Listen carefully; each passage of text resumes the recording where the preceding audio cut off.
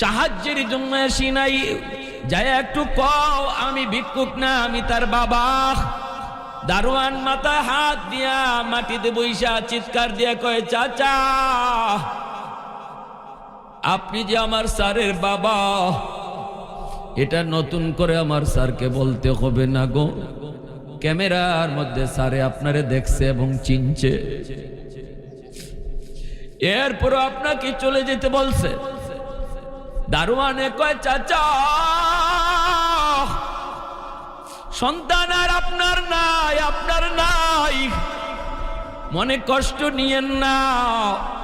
আমি একজন দারোয়ান, 20,000 টাকা বেতন পাই, 15,000 টাকা গ্রামে বাপ মার কাছে পাঠাই, 5,000 টাকা দিয়া শহরে থাকি, আর আমার স্যারে বেতন পায় 2 লাখ, আপনাকে দেয় 500 টাকা।